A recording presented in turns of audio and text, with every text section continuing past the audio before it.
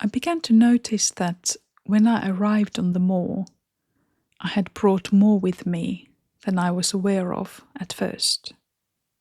After the thought had formed that I would need to become still first, it became clear that I couldn't simply walk up to the ponies as I was. I was carrying too much inside me.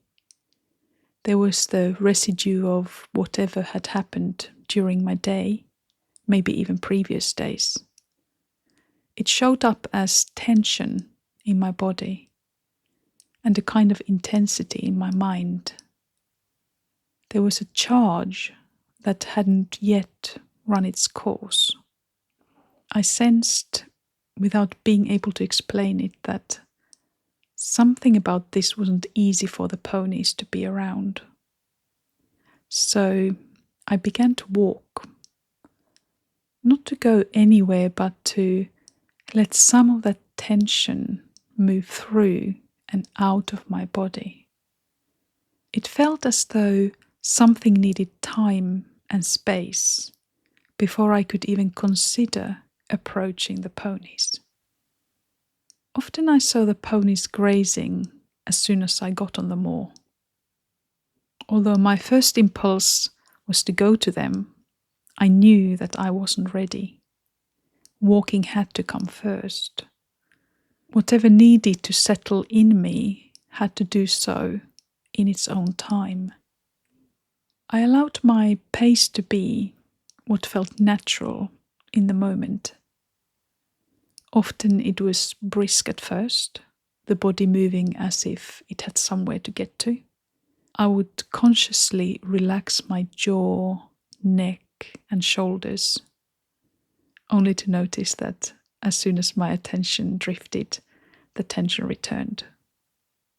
Some days it was obvious that this was as far as my attempts at releasing tension would go.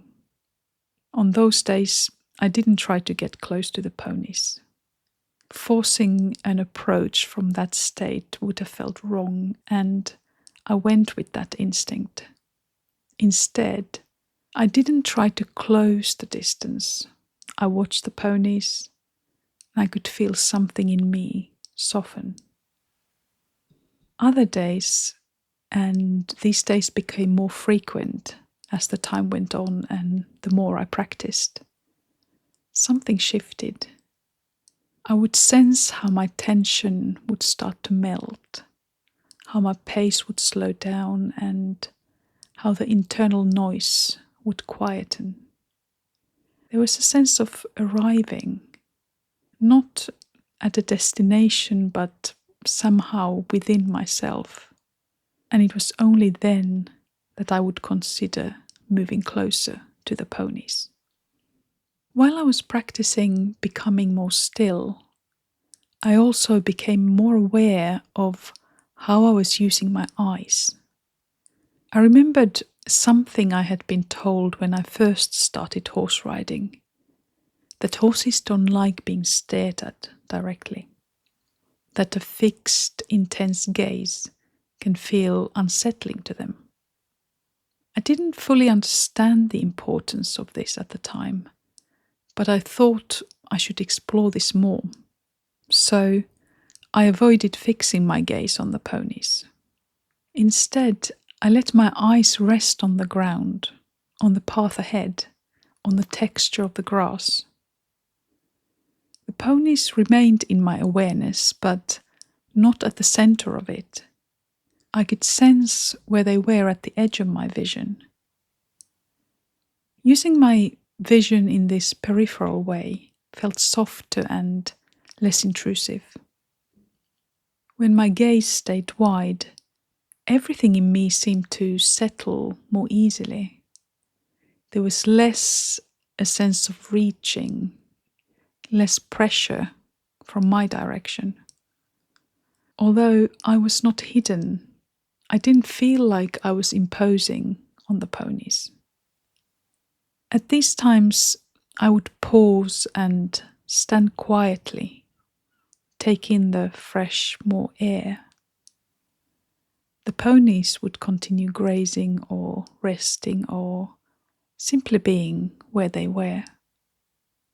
They were fully aware of my being there, but they didn't feel the need to walk away. I took this as a quiet sign that my presence wasn't disturbing them. I was learning to respond to the feedback the ponies were giving me. It felt as though there was enough stillness there, as long as I didn't come too close. Through trial and feedback, I would need to learn how to be there in a way that didn't disturb the pony's way of being. For the time being, it meant walking first, letting my body soften, and not looking too hard. Learning, slowly, that approach didn't begin with moving closer, but with being there, gently, without pressure.